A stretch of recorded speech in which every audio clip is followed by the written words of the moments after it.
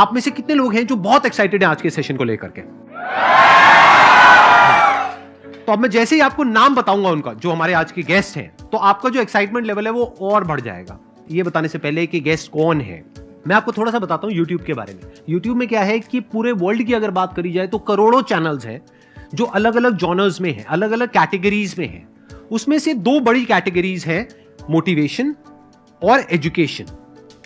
पूरे वर्ल्ड में जो वर्ल्ड का नंबर 1 मोटिवेशन चैनल है वो मेरा है, और जो वर्ल्ड का नंबर 1 एजुकेशन चैनल है किसी इंडिपेंडेंट क्रिएटर का, वो उनका है, जो कि हमारे गेस्ट हैं। उनके 17 मिलियन से ज्यादा सब्सक्राइबर्स हैं। Please give an energetic and warm welcome to the one and only Khan sir.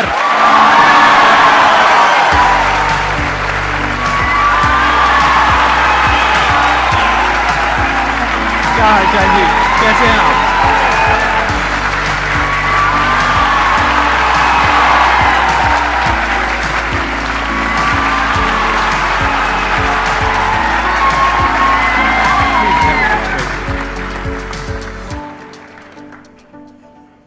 इससे पहले कि ऑडियंस आपसे कुछ पूछे या इंटरेक्ट करे, मेरे माइंड में एक क्वेश्चन है आपके लिए जी।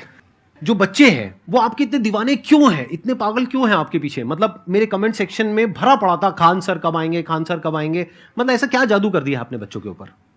ये सवाल हम आपसे भी पूछते हैं, हमारे पे भी इतना कमेंट आया, इतना मेरे तो ऑफिस में लोग चले आए कि सर कब जा रहे हैं। अच्छा। क्योंकि हम लोग का तो एग्जैक्ट है वही पढ़ाना है। हाँ। तो देखिए, हम लोग का मेन है कि बच्चों को जो जरूरत रहती है कि अगर लड़का पढ़ने आया रहा ना, उसके मन में कोई डाउट ना रह जाए। हम उसको कहते हैं कि हम तुम्हें पढ़ा रहे हैं, दम है तो भूल के दिखाओ, याद करके नहीं।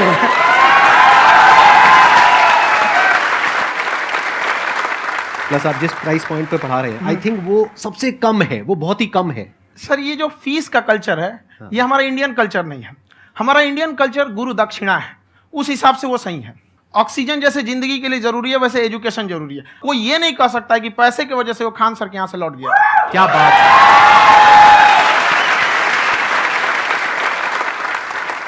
मैंने देखा कि आपका ये जो चैनल है कि ये पिछले 3 साल के अंदर अंदर ही ग्रो किया है। हमको जब चैनल शुरू हुआ तो एक दिन में हम 4-5 वीडियो बनाए। एक हमको कुछ आता, आज भी नहीं आता इतना, तो हम देख के कैमरा उमरा तो हम कंफ्यूज हो गए, बाप रे। तो हम एक ही दिन में वीडियो शूट किया, पढ़ाने वाला टॉपिक था हमको। उसके बाद कभी वीडियो नहीं, 6-7 वीडियो एक ही बार शूट कर लिए।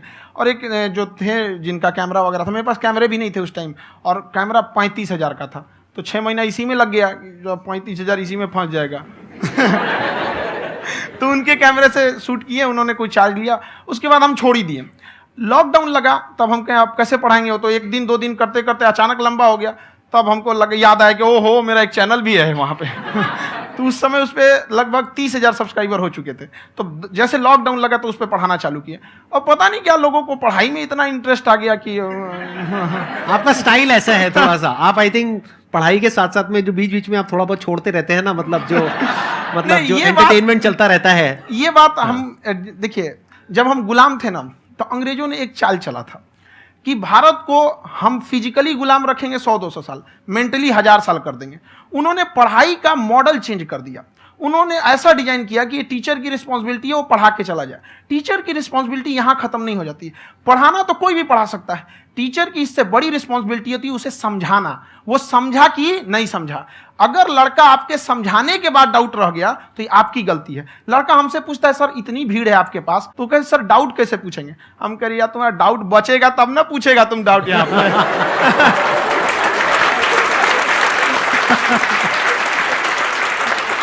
कॉन्फिडेंस नेक्स्ट लेवल है आंसर का, मानना पड़ेगा। और शायद यही वजह है इनकी जो ग्रोथ है उसका।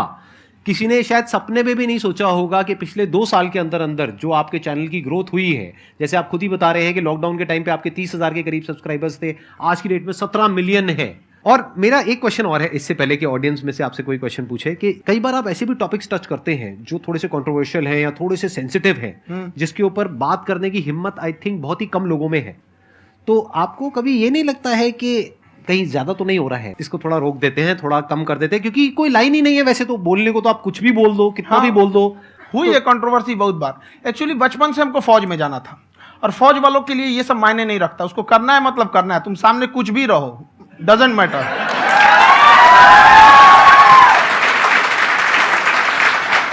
और मैंने YouTube पे देखा कुछ वीडियोस में कि आपका जो इंस्टीट्यूट है वहां पर आज से कुछ साल पहले कुछ बम गिरे थे। हाँ, कुछ गिरे थे, कुछ तो बहुत सॉलिड जगह गिरा था, फटा नहीं वो।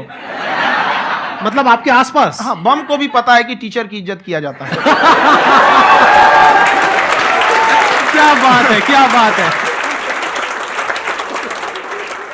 मैं समझ पा रहा हूं कि ये आपके अंदर जो एटीट्यूड है ये कहां से आ रहा है, क्योंकि आप बचपन से ही फौज में जाना चाहते थे, तो आप जंग के मैदान में ही खड़े हैं एक तरीके से। बस फर्क ये है कि आपके हाथ में कलम है, हथियार ना हो करके। हथियार से एक आदमी की जान जा सकती है, हाँ। कलम से बहुत ताकत होता है। शिक्षा एक ऐसा हथियार है ना, हर कुरीतियों से लड़ सकता है, हर तरह की समस्याओं से। और ये एक ऐसा हथियार है, मेटल डिटेक्टर में भी नहीं पकड़ाता है।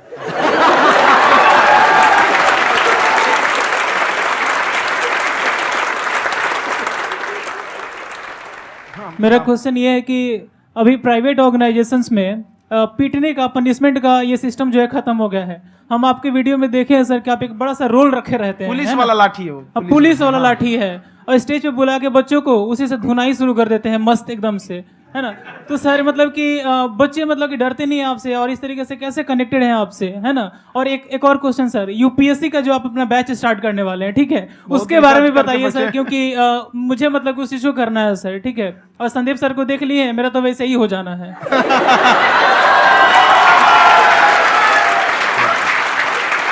क्या हो जाना है? मेरा पूरा कंप्लीट करो। I'll be an IAS officer next year because I have seen you, sir. My day is like complete, sir. All the best. Thank you so much, sir. Thank you. पूरा बोला करो। Thank you. देखिए, लड़कों को जहां तक पीटने की बात है, जब पढ़ाने की बात आएगी तो उसको हम पूरे बेहतरीन ढंग से पढ़ाएंगे। लेकिन जब सजा देने की बात आएगी ना, तो वो भी बेहतरीन ढंग से होगा। ऐसा थोड़ी होगा कि बस एक ही चीज बेहतरीन ढंग से होगा। और डर का होना बहुत जरूरी है। ये डर भी अपने आप में एक मोटिवेशन है, क्योंकि जब आपके अंदर एक थोड़ा सा डर रहे ना, तो डर के भागिए मत। एक ऐसा डर जिसको आप लगे कि नहीं नहीं थोड़ा सा और करने की जरूरत है, फिर तो ये हम इसको क्रॉस कर जाएंगे आप। तो लड़कों के अंदर ये डर बनाना भी जरूरी रहता है। और रही बात यूपीएससी वाले की, जो आपने बोला, बहुत सारे लड़के वेट कर रहे हैं यूपीएससी की, क्योंकि 2-2.5 लाख फीस सारे लोग एफोर्ड नहीं कर सकते। और हमारा वही रहता है, हम तो ज्यादातर हमारे स्टूडेंट देखेंगे तो किसी के रिक्शा वाला, सब्जी वाला, यही लोग, इनको तो 2.5 लाख रुपया इनके पास पूरी संपत्ति नहीं होती है, फीस कहाँ से भरेंगे वहां पे, उसके बाद रहेंगे कहाँ से। तो ऑल ओवर इंडिया से, कश्मीर से कन्याकुमारी तक, गरीब से गरीब भी लड़का उसको पढ़ सकता है। यही कुछ 1000 रुपये मंथली, 12-14 हजार साल का पड़ेगा, खत्म हो जाएगा इतना में।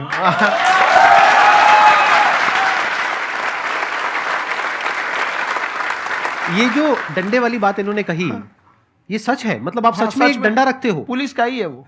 और मारते हो? हाँ, कि मतलब अगर कोई लड़की छेड़ता है या ऐसा कोई भी उल्टा पुल्टा काम पढ़ाई करता लिखाई है, कुछ भी गलती करेंगे तो पिटाएंगे वो। यहाँ पे कैमरे पे ऑन कैमरा जैसा भी रहे, कुछ भी पिटाना तो उनको फिक्स है। एक तो कोई मतलब विधायक जी थे, उनके लड़का को पीट दिए, तो चला दल बल लेके अपना वहां पे। उसने घर पे नहीं बताया था कि सर ने पीटा है, बस बोल दिया कोचिंग में पीटा है। बाद में पता चला हम पीटे हैं, तो उसके पिताजी मेरे सामने और पीटे।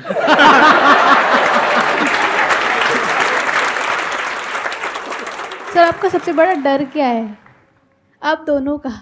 फौजी को डरे नहीं लगता है। बाकी अब सर से पूछिए।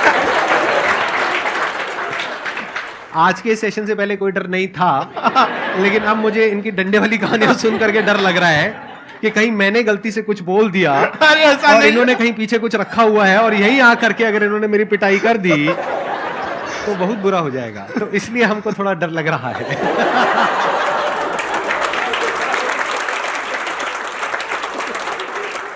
आपकी डेली कितने घंटे क्लासेस होती हैं? 6-7 घंटे। अभी भी खुद ही करते हो आप? हाँ, खुद ही हमारे classes स्टाफ करते हो? परेशान रहते हैं। हम 1:30-2 बजे सोते हैं, सुबह 6 बजे उठ जाते हैं, परेशान रहते हैं।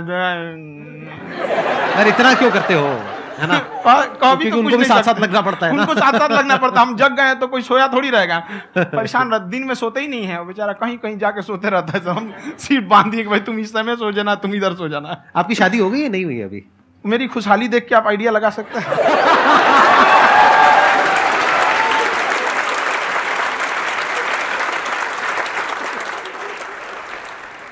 First of all I would like to say sir thank you so much to you and to your team कि आपने मुझे यहाँ आने का मौका दिया। एंड सर अब तक मैंने आपको सिर्फ फ़ोन या लैपटॉप में ही देखा है दोनों को, आज फर्स्ट टाइम लाइव देख रही हूँ तो बहुत अच्छा लग रहा है। तो मेरा क्वेश्चन ये है सर आपसे, जब हम लाइफ में कोई डिसीज़न लेते हैं कि हमें ये पर्टिकुलर चीज़ करनी है और क्योंकि हम डिसीज़न लेते हैं तो हमारी आदत है कि पहले हम 4 लोगों से पूछते हैं कि तू बता तेरी क्या राय है, तू बता तेरी क्या राय है। तो उनमें से अगर कोई हमें कह देता है कि ये बेकार डिसीज़न है मत कर, तो हमारा माइंड कहीं ना कहीं डाइवर्ट होने लगता है और उसकी वजह से हम अपना डिसीज़न चेंज कर देते हैं। तो मेरा क्वेश्चन ये है कि कैसे हम अपने डिसीज़न पे स्टिक रहे, कैसे हम जो दूसरे के ओपिनियन है उनको अफेक्ट ना होने दें अपने ऊपर। दूसरे से सलाह लेने से पहले एक बार खुद उस पर रिसर्च कर लेना चाहिए, ताकि आप सामने वाला क्या सलाह दे रहा है आपको समझ में आना चाहिए। यहाँ पर ऐसा नहीं है कि कई बार ऐसे होते हैं कि दूसरे वाले को एक्सपीरियंस होता है, तो अगर आपको पहले से आइडिया है, उसके बारे में आप बेहतरीन ढंग से रिसर्च किए हैं कि क्या इसमें प्लस पॉइंट है क्या निगेटिव है, उसके बाद आप किसी से सलाह लेने जाइए। ये नहीं कि मन में आया सीधा बता गड़बड़ा जाएगा। तो वहाँ पे पहले आपको R&D करना पड़ता है, समझ में आया कि नहीं। और जिंदगी हो या गाड़ी, जीतेगा वही जो टाइम पे गियर चेंज कर रहा है। तो डिसीजन चेंज करना बहुत ज़्यादा गलत नहीं है। इन्होंने बहुत अच्छी बात कही है और मैं इसी बात में थोड़ा सा और ऐड ऑन करूंगा कि ये जो आपने कहा ना कि अपने डिसीजन पे स्टिक कैसे रहें, ये कोई अच्छी क्वालिटी नहीं है, क्योंकि टाइम टू टाइम आपको अपने डिसीजंस को चेंज करना होता है। जैसे आपने 4 लोगों से डिस्कस किया, कोई इंसान कुछ पॉजिटिव बोल रहा है, कोई नेगेटिव बोल रहा है, उससे फर्क नहीं पड़ना चाहिए। डिपेंड ये करता है कि वो जो बोल रहा है उसका बेसिस क्या है। क्या वो किसी नॉलेज या एक्सपीरियंस के बेस पे बोल रहा है या ऐसे ही कुछ भी बोल रहा है? ऐसे ही बोल रहा है तो फिर उसकी बात पे ध्यान क्यों दे रहे हो? अगर किसी नॉलेज या एक्सपीरियंस के बेस पे बोल रहा है, फिर चाहे वो पॉजिटिव बोल रहा है चाहे नेगेटिव बोल रहा है, दोनों ही मायने रखता है। उसके बाद में रिसर्च करनी है और फिर रिसर्च करने के बाद में फाइनल डिसीजन अपना खुद का होना चाहिए। अब वो डिसीजन उससे अलग भी हो सकता है जो आपने पहले लिया था, और वो सेम भी हो सकता है।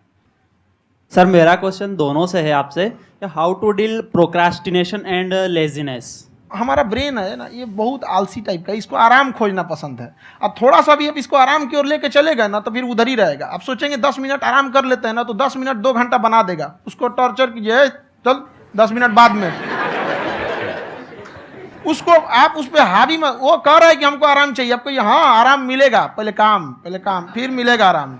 तो आप उसके हिसाब से मत चल। आपका मन कर रहा है थोड़ा सा देख लेते हैं, कोई नोटिफिकेशन आया, आप कोई काम कर रहे हैं, क्यों पहले काम कर लीजिए, बाद में देखिएगा ना नोटिफिकेशन। आप हावी मत होने दीजिए यहाँ पे। अगर आप 5 मिनट भी थोड़ा सा लूज पड़े ना, थोड़ा सा कमर सीधा कर लेते हैं, 2 घंटा बर्बाद कर दिया आपको। हावी मत होने दीजिएगा उसको अपने ऊपर। प्रोक्रेस्टिनेशन को तोड़ने का एक ही तरीका है, सबसे छोटे लेवल पे ले जा करके उस गोल को तोड़ दो। यानी वो गोल बहुत बड़ा है, उसको ब्रेक डाउन करो, उसके सबसे पहले स्टेप पे आ जाओ कि उसको अचीव करने का सबसे पहला स्टेप क्या है। जैसे गाड़ी चलाना सीखना है, उसका सबसे पहला स्टेप क्या है। अगर घर में कोई नहीं है सिखाने वाला या सिखाने वाली, तो बाहर जा करके जो गाड़ी का ड्राइविंग स्कूल है उधर जा करके पैसे दे दो। अब फंस गए ना तो फंसा दो अपने आप को। दिमाग ये लगाओ कि अपने आप को कैसे फंसाया जाए। जब हम फंस जाते हैं ना तो फिर हमको वो काम करना ही पड़ता है। Then there is no looking back. जब तक आप सोच रहे हो तब तक सोच रहे हो, उसको बोलते हैं पैरालिसिस ऑफ एनालिसिस, कि आप सोचते चले जा रहे हो अपने माइंड में, मैं ये करूंगा वो करूंगा वो करूंगा वो करूंगा, और प्रोक्रेस्टिनेट हो रहा है, वो चीज टलती चली जा रही है। तो उसको छोटे से छोटे लेवल पे ब्रेक डाउन करके उसको कर दो, दैट इज नंबर 1। और जैसे ही करना शुरू करते हो, कोशिश करो कि उसको जब तक कि आप सही से नहीं कर लेते हो उसको छोड़ना नहीं है, तो आपकी लेजीनेस भी खत्म हो जाएगी। कई लोगों को तो हमने देखा जो सप्ताह में कुछ भी नहीं करता, वो भी संडे को आराम कर रहा है।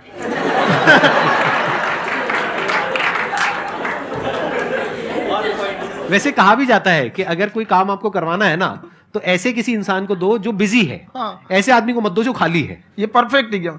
किसी को भी आप देखिएगा जिसको आप कहते हैं कि मतलब थोड़ा ठीक ठाक आप समझते हैं कि नहीं ये बहुत आगे निकल, वो एक काम को खत्म करने के बाद कभी आराम नहीं करेगा। एक काम खत्म हुआ उसको लगेगा हाँ एक खत्म हो गया, अब दूसरा करना चाहिए। और वही जिसको देखिएगा एक खत्म हो गया और आराम करना चाहिए, कभी नहीं, लाइफ में आखिरी सांस तक।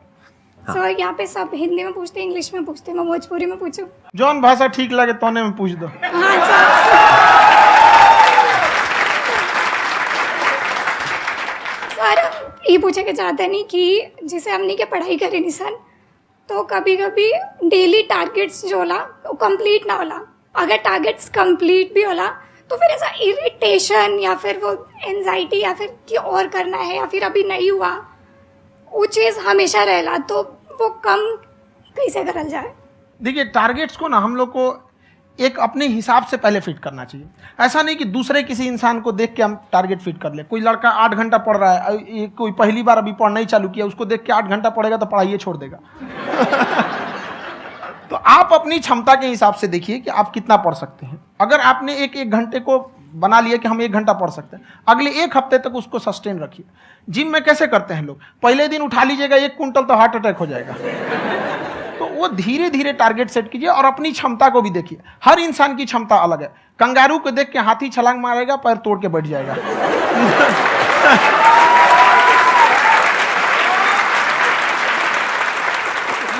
अब संदीप सर का मोटिवेशन देख के इसका मतलब क्या कि ट्रेन के आगे खड़ा हो जाएंगे, ढकेल देंगे तुमको।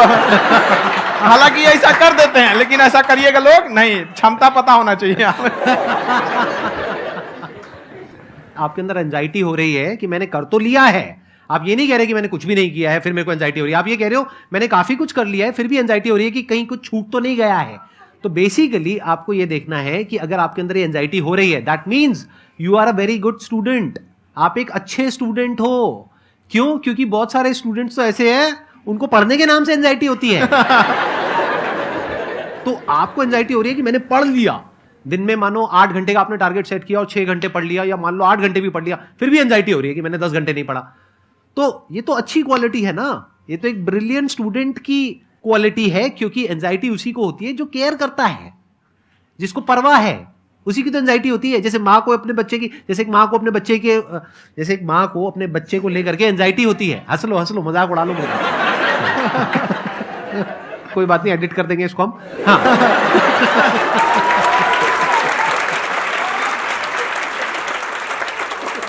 जैसे एक माँ है, उसको अपने बच्चे को लेकर के एंजाइटी होती है, थोड़ी सी भी तबीयत खराब हो जाए उसको एंजाइटी होती है, चाहे बच्चा ठीक भी है, डॉक्टर को नहीं होती है। क्यों? क्योंकि माँ को उस बच्चे से प्यार है। तो दैट मीन्स कि आप अपनी पढ़ाई को लेकर के सीरियस हो, इस वजह से आपके अंदर एंजाइटी हो रही है, विच इज नॉर्मल। जहां पर प्यार मोहब्बत होती है वहां पर थोड़ी बहुत एंजाइटी तो होती ही है ना। समझ रहे हो ना मैं क्या कहना चाह रहा हूं? आप लोग समझ रहे हो ना मैं कहां जा रहा हूं? जब वो किसी और से बात करती है तो एंजाइटी होती है ना।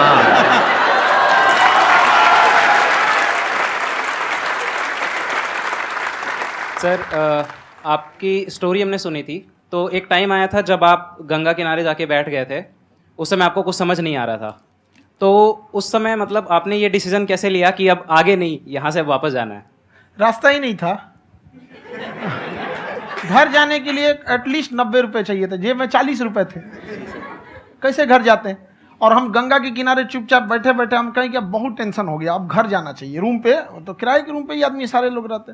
गए वहाँ पे तो रूम लॉक हो गया था। तुम खटखटाए तो ऊपर से गुस्सा से बोले जो ऑनर थे, क्या टाइम हो गया है? तुम कहीं 9-10 बज रहा होगा। घड़ी देखिए तो 2 बज रहा था रात का, 2-2:30 बज गया था वहाँ। टेंशन में आप तो होता है, कई बार ऐसा समय आएगा कि लगेगा जैसे आप कुछ नहीं हो सकता है। तो इससे घबराना नहीं है। कभी कभी गुच्छे की आखिरी चाबी भी ताला खोल देती है। जो बातें आपने बताई कि घर में प्रॉब्लम्स ये तो बहुत लोगों ने फेस करी वहां पर, आप अकेले नहीं है, बहुत लोगों ने ये प्रॉब्लम्स फेस करी, बहुत तरह की प्रॉब्लम्स देखी, बहुत तरह की स्ट्रगल्स देखी, लेकिन वो सब इतने कामयाब नहीं हो पाए जितने कि आप हुए।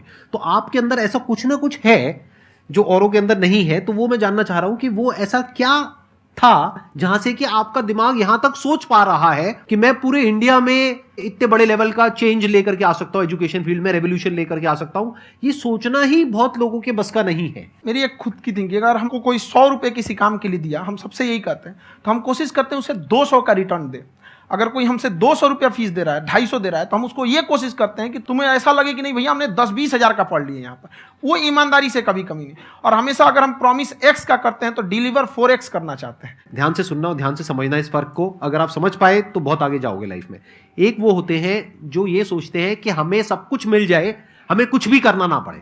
दूसरी कैटेगरी होती है लोगों की जिनको जितना मिलता है उसमें भी चोरी चकारी करते हैं या कोशिश करते हैं कि उससे कम दे सामने वाले को जितना कि हमें मिल रहा है। तीसरी कैटेगरी होती है लोगों की जो इनके जैसे लोग होते हैं। वो क्या करते हैं? वो ये सोचते हैं कि अगर मैंने किसी से 1 रुपए भी लिया, देखा जाए तो 200-250 रुपए कुछ भी नहीं होता है, 200-250 रुपए अगर मैंने लिया तो कैसे उसको 400 रुपए की वैल्यू दूं। ये जो थिंकिंग है ना, यही एक फर्क होता है एक ऐसे इंसान में जो बहुत आगे निकल जाता है और उस इंसान में जो मीडियोकर रह जाता है। आप अपने आप को अपने आप के ऊपर समय दीजिए, उसको डेवलप कीजिए। जब आप अपने आप के ऊपर खर्च करते हैं तो आने वाले समय में लोग गूगल पे आपको सर्च करते हैं। क्या बात है सर, ये आपने अभी बनाया है या ये कोई पुराना आपका वो है? बनते रहता है इसे, फ्लो में बन जाता है। आपके अंदर ना सर एक कवि छुपा हुआ है कहीं ना कहीं जो बाहर आना चाहता है। कभी ना कभी आपने सोचा होगा कुछ? हाँ, कभी कभी देखिए एक चीज है, संगत का बहुत अच्छा असर पड़ता है। ये चीज को हमेशा, संगति का मतलब लोग हल्के में ले लेते हैं। संगति का मतलब होता है संग संग गति। तो अच्छे लोग के साथ रहेंगे तो संग संग अच्छी गति होती जाएगी, खराब में रहेंगे तो ये भी होता है। बट अपने आप को थोड़ा सोचना चाहिए कि हम केवल जी के मर जाएं इसके लिए नहीं आए हैं। लोग कहते हैं कि सर नाम क्यों नहीं बताते अपना। हमारी एक ही सोच है कि जाने के बाद इस दुनिया से हमको मतलब एक चीज देना चाहते हैं स्टूडेंट्स को, कि वो याद करें कि इस पैसे की भाग दौड़ की दुनिया में हर कोई दोनों हाथ से लूटने में लगा है, खाली हाथ जाने के लिए ये सबको लगा है। तो हर कोई को ये सोचना चाहिए कि था कोई इंसान जो इतने कम फीस में इतनी शिक्षा जो महंगी थी, जो कमाने का रास्ता था, उसको भी एकदम कंपटीशन इतना कर दिया कि अब लोगों को अपनी फीस बढ़ाने में डर लगता है कि अरे यार, लड़का कमेंट करता है कि खान सर इतना ले रहे हैं, आप बहुत बड़ा टीचर हो गए।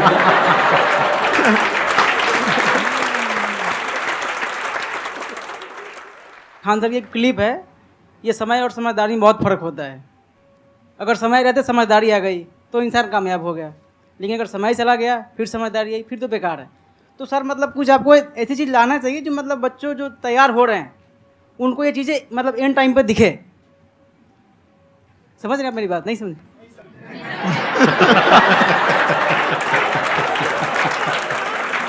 यही होता है सर, सर का मोटिवेशन ज्यादा हो जाता है। जब आप स्ट्रगलिंग फेज में हैं तो कम से कम चीजों को अपने ऊपर खर्च कीजिए, ज्यादा से ज्यादा सीखने में खर्च कीजिए। अगर आपको राजा बनने का शौक है तो गुलाम की तरह मेहनत करना सीखिए, तब राजा बनेंगे।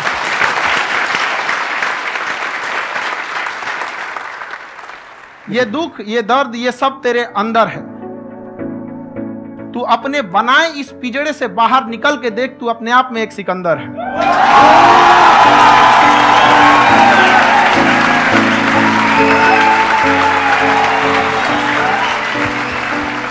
Thank you so much sir for coming.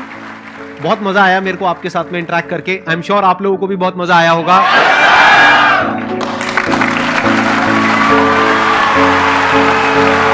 Thank you so much ji.